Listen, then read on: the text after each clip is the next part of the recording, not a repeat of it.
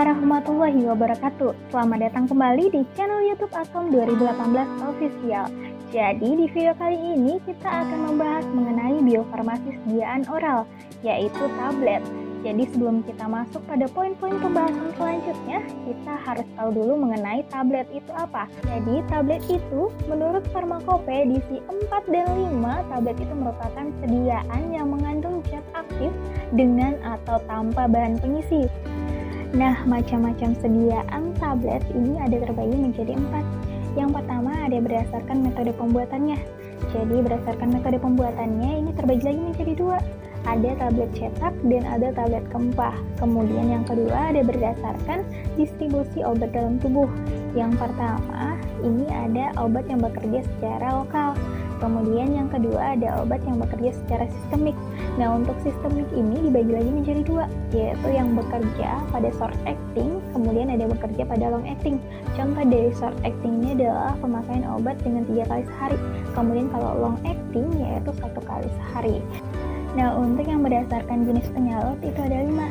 Yang pertama ada tablet biasa atau salut gula, kemudian ada tablet salut selaput, kemudian ada salut kempah, salut enterik, dan salut lepas lambat. Nah, kemudian ada yang berdasarkan rute pemakaiannya. Ada tablet biasa, kemudian tablet hisap, kemudian ada tablet tojanus, kemudian tablet effervescent, kemudian tablet implan, tablet bukal, sublingual, dan hipodermik. Nah, kemudian masuk pada pembahasan. Nah, pembahasan di sini kita akan membahas 2 poin. Yang pertama ada kinetika pelepasan zat aktif dari sediaan oral tablet. Kemudian yang kedua ada studi in vitro obat yang diberikan secara oral. Di sini ada 3. Ada uji penghancuran tablet, uji kawatan tablet, dan uji PABS sediaan tablet. Tapi di sini Pia nggak sendirian. Jadi Pia bakal panggil teman Pia yang akan menjelaskan mengenai kinetika pelepasan zat aktif dari sediaan oral. Yuk disimak videonya, jangan di-skip ya.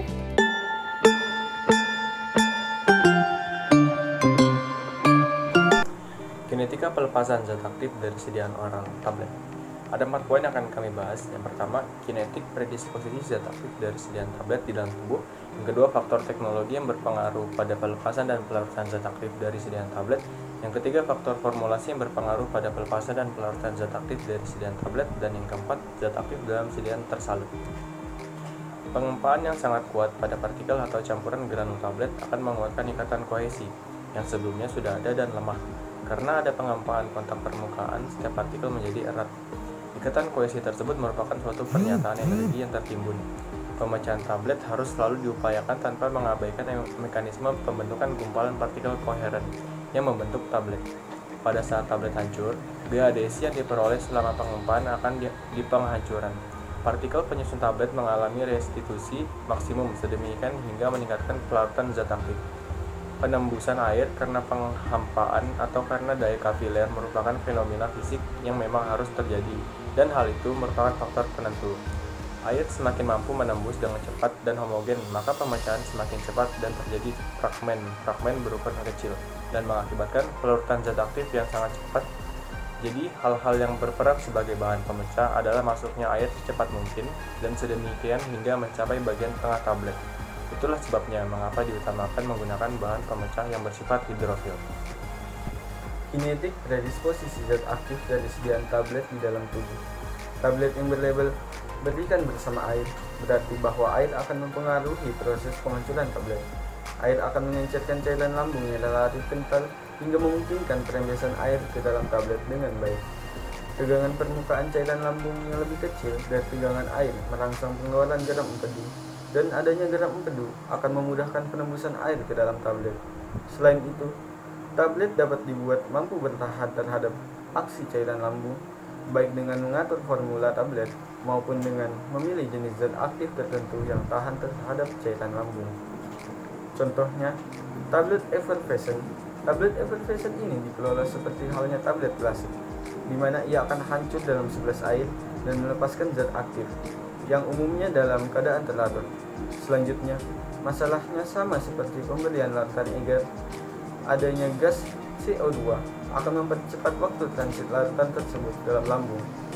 Jadi, larutan zat aktif tidak hanya berasal dari hancurnya obat, tapi juga dari agregat yang dibebaskan pada tahap awal, terutama bila penghancuran berlangsung lama. 3 tipe proses penghancuran. Yang pertama, hancuran makrogranul.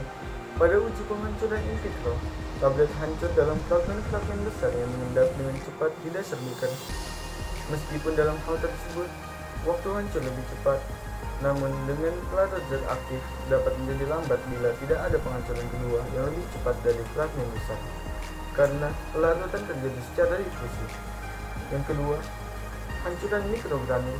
Pada pengujian in vitro, tablet hancur atas fragmen-fragmen besar dan mengendap di dasar beaker, lalu mengalami penghancuran kedua dan membebaskan awan partikel yang sangat halus di sekitarnya.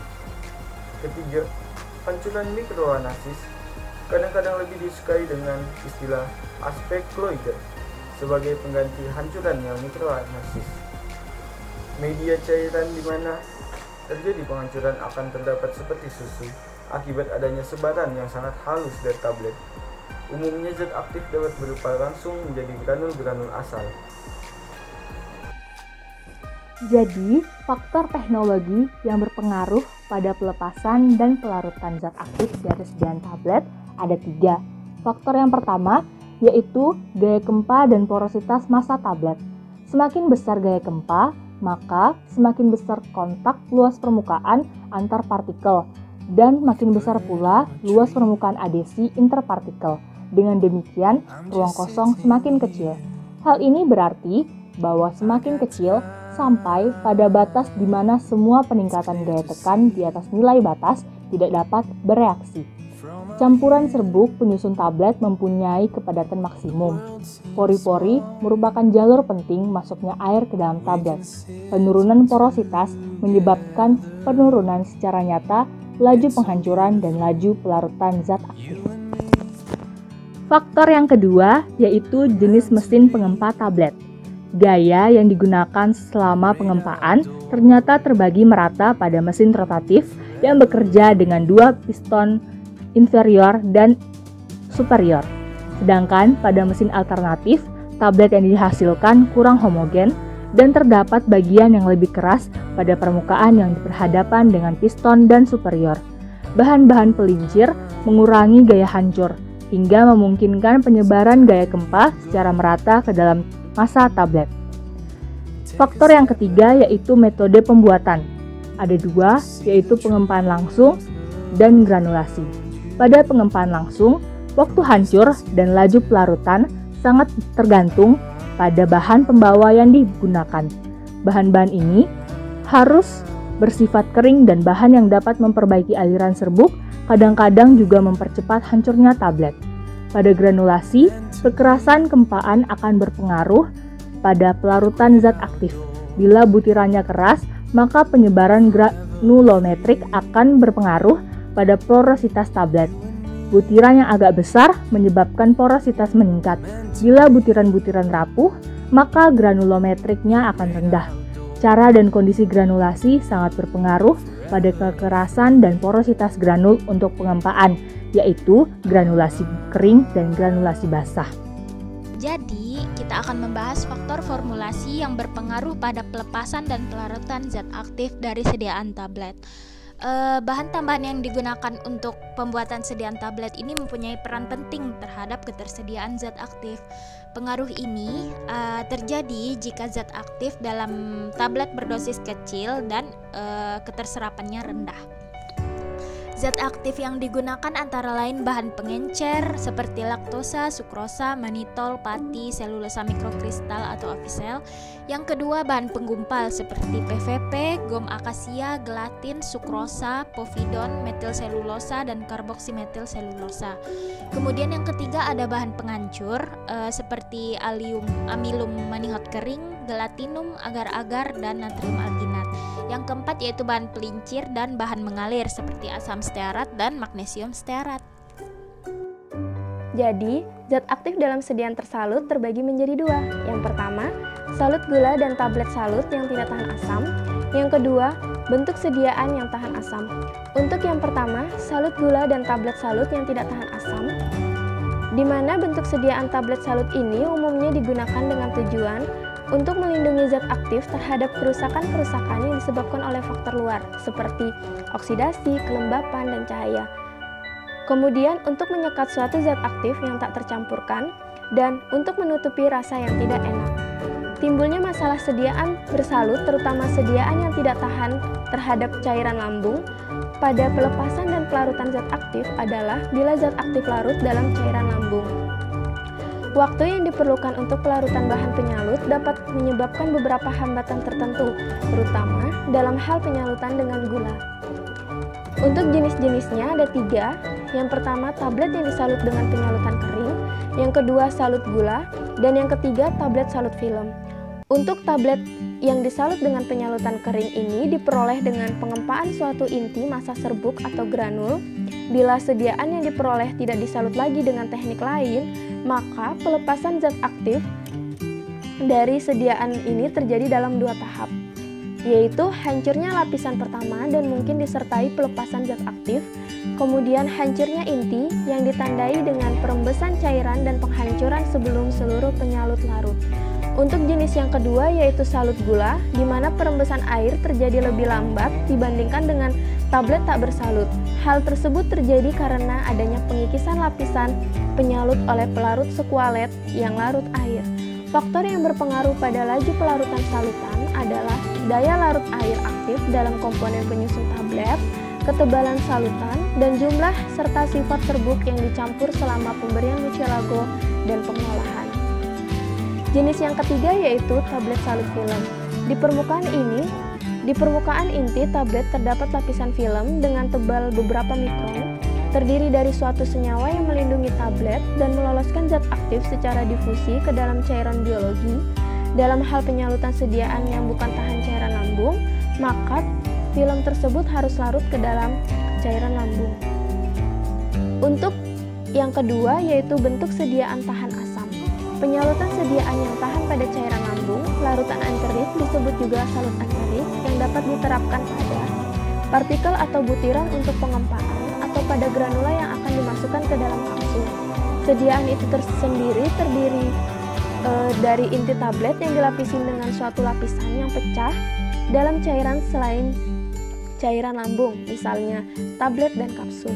Beberapa penyalutan sempurna yang tahan cairan lambung akan menjadi peka bila tinggal cukup lama di lambung, karena cairan lambung akan meresap dan berdifusi menuju inti dan mencapai zat aktif yang akan dilindungi. Film yang melapisi permukaan tablet harus terikat sempurna dengan inti, dengan ketebalan merata, kekenyalan dan ketahanan mekanik tertentu, tidak berpori, tidak meloloskan perembesan, dan yang lebih utamanya yaitu tidak larut pada cairan dengan keasaman pH di bawah batas tertentu. Nah, gimana materi tadi? Pasti menarik kan? Ya pasti dong menarik dan mau dilanjutkan. Ya udah, kita bakal lanjut ke poin pembahasan yang kedua yaitu studi in vitro obat yang diberikan secara oral. Nah, kembali pihak Bapak panggil teman Pia yang akan menjelaskan mengenai studi in vitro obat yang diberikan secara peroral. Jadi jangan di-skip dan tetap disimak ya.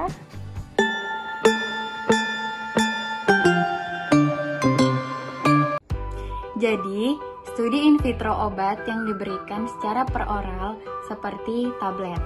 Terdapat uji penghancuran tablet, uji pelarutan tablet, uji BA sediaan tablet, uji BE sediaan tablet. Untuk uji penghancuran tablet, terdapat uji penghancuran tablet dalam hal tablet tak tersalut. Sebagian farmakope menggunakan air sebagai media pelarutan, kecuali farmakope Belanda dan farmakope Swiss. Sebagai cairan penghancuran, sebaiknya digunakan cairan ionik dalam asam buatan. Suhu percobaan menurut farmakope Belgia adalah 20 derajat Celcius, sedangkan farmakope Austria, Jerman, Inggris, Spanyol, Belgia, Internasional, Italia, dan Skandinavia menyebutkan 30 derajat Celcius. Farmakope Swiss menetapkan suhu percobaan 20 derajat Celcius dan 30 derajat Celcius. Sedangkan farmakope Belanda menggunakan suhu 38 derajat sampai 40 derajat Celcius. Uji penghancuran dilakukan dengan jumlah tablet yang beragam. Batasan waktu sangat beragam. Batasan waktu hancur karena cara pengadukan yang beragam dan umumnya pengakuan tersebut berlangsung kurang lebih 10-45 menit. Kemudian, uji penghancuran tablet salut. Beberapa farmakope tidak mencantumkan tentang penghancuran tablet salut secara khusus. Namun, farmakope lainnya seperti farmakope Jerman dan farmakope Skandinavia mencantumkan waktu penghancuran tablet salut antara 45 sampai 120. Selanjutnya, uji penghancuran tablet sublingual dan tablet bukal. Farmakope Swiss membatasi waktu penghancuran 30 menit untuk bentuk sediaan tersebut. Kemudian farmakope Amerika menentukan batas waktu hancur 240 menit untuk tablet bukal.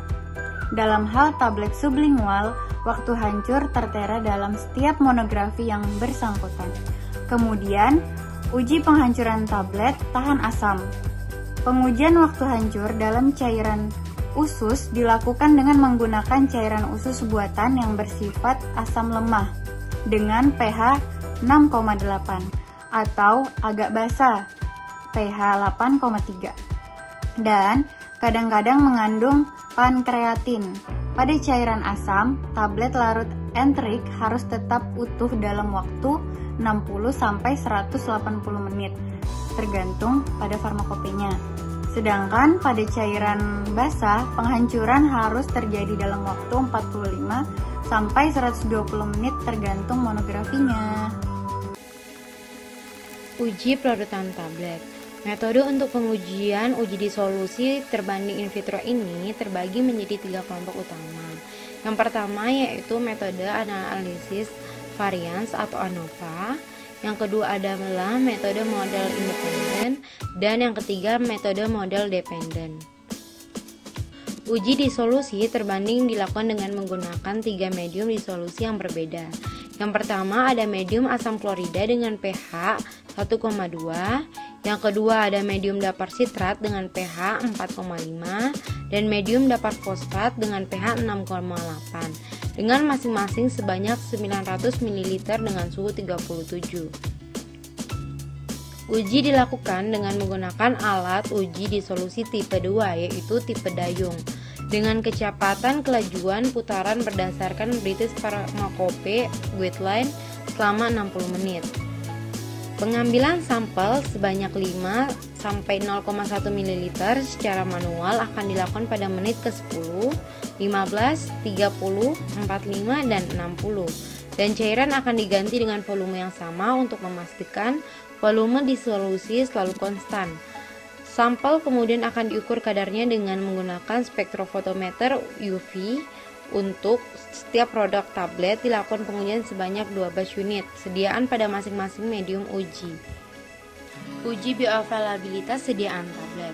Uji bioavailabilitas secara in vitro dapat dilakukan menggunakan uji disolusi terbanding dengan menggunakan 3 medium disolusi yang berbeda. Yang pertama yaitu medium asam klorida dengan pH 1,2 atau simulasi cairan lambung tanpa enzim. Yang kedua ada medium dapar sitrat dengan pH 4,5 dan yang ketiga ada medium dapar fosfat dengan pH 6,8 atau simulasi cairan intestinal tanpa enzim. Uji disolusi terbanding dilakukan bertujuan untuk menilai kualitas batch ke batch, menyediakan kontrol proses dan jaminan kualitas dan menilai apakah studi bioequivalensi lebih lanjut terhadap perubahan setelah persetujuan harus dilakukan, di mana disolusi berfungsi sebagai penanda BE. Pengujian ini juga dapat menghasilkan korelasi antara studi in vivo dan in vitro. Ketika korelasi tersedia, pengujian in vitro tidak hanya berfungsi sebagai spesifikasi kendali mutu pada proses manufaktur, namun juga sebagai indikator produk yang memberikan gambaran produk secara in vivo. Uji disolusi terbanding ini dilakukan dengan prosedur yang terdapat dalam guideline yang sudah terstandar dan berlaku. Misal seperti yang tertera pada USP atau guideline yang dikeluarkan oleh FDA dan dilakukan disesuaikan dengan sediaan yang akan diuji. Uji disolusi terbanding dilakukan dengan menggunakan 3 medium yang berbeda. yaitu medium asam klorida dengan pH 1,2, medium dapar sitrat dengan pH 4,5, dan medium dapar fosfat dengan pH 6,8. Masing-masing sebanyak 900 ml dengan suhu 37 kurang lebih 0,5 derajat Celcius. Uji dilakukan dengan menggunakan alat uji disolusi tipe 2 yaitu tipe dayung dengan kecepatan kelajuan putaran berdasarkan British Pharmacopoeia Guideline dengan waktu selama 60 menit. Pengambilan sampel sebanyak 5 kurang lebih 0,1 mili secara manual akan dilakukan pada menit ke-10, 15, 30, 45, dan 60. Dan cairan akan diganti dengan volume yang sama untuk memastikan volume disolusi selalu konstan. Sampel kemudian akan diukur kadarnya dengan menggunakan spektrofotometer UV. Untuk setiap produk tablet dilakukan pengujian sebanyak 12 unit sediaan pada masing-masing medium uji. Setelahnya dapat dilakukan analisis data dengan metode berbasis analisis varians atau ANOVA dan metode model independen. Jadi selanjutnya ada uji BE sediaan tablet. Yang pertama yaitu biowafer berdasarkan BCS.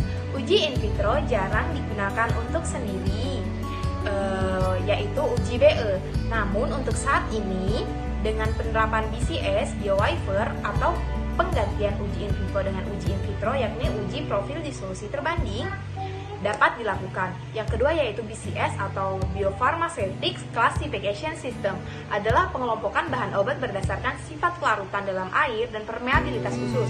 Jika dikombinasikan dengan disolusi produk obat, BCS melibatkan 3 faktor yang dapat mempengaruhi BA suatu produk oral padat lepas segera yakni disolusi, kelarutan, dan permeabilitas khusus. Yang kedua, berdasarkan BCS, bahan obat dapat dikelompokkan menjadi 4. Kelas 1 yaitu kelarutan dalam air tinggi, permeabilitas dalam usus tinggi. Kelas 2, kelarutan dalam air rendah, permeabilitas usus tinggi. Kelas 3, kelarutan dalam air tinggi, permeabilitas dalam usus rendah. Kelas 4 yaitu kelarutan dalam air rendah, permeabilitas dalam usus rendah. Suatu bahan obat dinyatakan memiliki tinggi jika jumlah terserap dalam saluran cerna mencapai lebih dari 85% obat yang diberikan berdasarkan penetapan keseimbangan massa yang disertai pembuktian stabilitas dalam saluran cerna atau dibandingkan pada BA absolut. Secara rinci, pengajuan biowafer menurut FDA untuk produk obat BCS kelas 1 harus memenuhi persyaratan sebagai berikut. Yang pertama, bahan obat memiliki kelarutan tinggi dan permeabilitas tinggi. Yang kedua, bahan obat atau uji dan referensi cepat melarut. Dan yang ketiga, yaitu produk obat tidak mengandung eksipien yang dapat mempengaruhi kecepatan dan jumlah penyerapan obat. Untuk produk BCS kelas 3, FDA mempersyaratkan yang pertama, bahan obat memiliki kelarutan tinggi. Yang kedua, produk obat uji dan referensi sangat cepat melarut. Dan yang ketiga, formulasi uji sama secara jenis dan sangat mirip secara jumlah yakni masuk dalam kategori perubahan tingkat 1 dan 2 SUPAC, IR, dan komposisi produk referensi. Jadi selanjutnya ada pengaruh eksipien. Salah satu persyaratan biowafer berdasarkan BCS adalah eksipien yang diharapkan sama dengan yang digunakan oleh produk komparator dan jenis dalam beberapa kasus mencakup jumlahnya. Eksipien tersebut dapat mempengaruhi bioavailabilitas obat melalui efek terhadap yang pertama ada motilitas saluran cerna, yang kedua ada interaksi dengan bahan aktif misalnya kompleksasi, yang ketiga ada permeabilitas obat, dan yang keempat ada interaksi dan dengan transporter membran. Contoh eksipien yang telah diketahui memiliki pengaruh terhadap penyerapan obat adalah pemanis seperti sorbitol dan mannitol. Eksipien tersebut tidak diserap dengan baik dalam saluran cerna tetapi dapat meningkatkan tekanan osmotik di dalam usus. Sebagai akibatnya terjadi peningkatan kecepatan pengosongan lambung dan memperpendek waktu untuk transit usus. Jumlah obat yang dapat terserap tergantung pada kecepatan penyerapan dan lama obat berada di dalam saluran cerna, khususnya usus. Perubahan waktu transit dalam saluran cerna dapat berpengaruh pada jumlah obat yang terserap, terutama obat yang memiliki permeabilitas rendah. Jadi next, biowafer berdasarkan potensi. Biowafer berdasarkan potensi dapat diberikan jika yang pertama yaitu produk obat dalam bentuk sediaan yang sama tetapi dalam potensi yang berbeda. Yang kedua yaitu perbedaan potensi ini memiliki komposisi bahan aktif dan tambahan yang secara proporsional sama terhadap produk yang dengan potensi yang digunakan dalam uji BE, dan yang ketiga yaitu produk dengan potensi yang baru memenuhi uji disolusi in vitro yang sesuai dengan FDA dan EMA dan WHO. Menambahkan satu persyaratan lagi yang harus dipenuhi yaitu mendapatkan biowafer tersebut, yakni produk dibuat dengan proses manufaktur yang sama. Serta BPOM juga mempersyaratkan juga obat dengan kekuatan yang berbeda dibuat oleh produsen yang sama di tempat produksi yang sama. Jadi selanjutnya ada profil disolusi dari suatu produk obat. Uji disolusi terbanding dilakukan dengan menggunakan metode basket pada 100 rpm atau menggunakan metode pedal pada 50 rpm dalam media pH 1,8 pada larutan HCl dan juga pH 4,5 pada larutan buffer sitrat dan pH 6,8 pada larutan buffer fosfat. Waktu-waktu pengambilan sampel untuk digunakan produk obat lepas cepat 10, 15, 30, 45, dan 60 menit. Digunakan produk obat minimal 12 unit dosis. Profil disolusi dibandingkan dengan menggunakan faktor kemiripan F2 yang dihitung dengan persamaan berikut. Persamaan berikut yaitu salah satu contohnya F2 sama dengan 50 log 100 per akar Tn R dikurang T dikali 2 sigma 1 per N sama dengan T sama dengan 1, di mana RT adalah presentasi kumulatif obat yang larut pada setiap waktu sampling dari produk pembanding, dan TT presentasi kumulatif obat yang larut pada setiap waktu sampling dari produk uji. Nah, itu dia tadi materi mengenai biofarmasi sediaan oral. Tapi jangan di-skip dulu ya, karena video ini belum berakhir. Jadi ada video yang sangat bermanfaat dan wajib kalian tonton di akhir video. Jadi jangan di-skip dan ditonton ya. Gaskeun. Halo guys, kami dari Atom 2018 dan info nih. Buat kalian yang lagi beraktivitas di luar rumah, jangan lupa bawa masker cadangan ya, karena masker itu hanya efektif digunakan 4 jam. Jadi setelah 4 jam kalian harus mengganti masker kalian dengan yang baru ya, untuk mencegah bakteri bermunculan.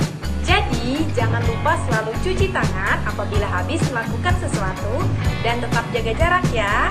Yuk kita putus mata rantai penyebaran COVID-19 dengan menaati protokol yang berlaku. Stay safe ya.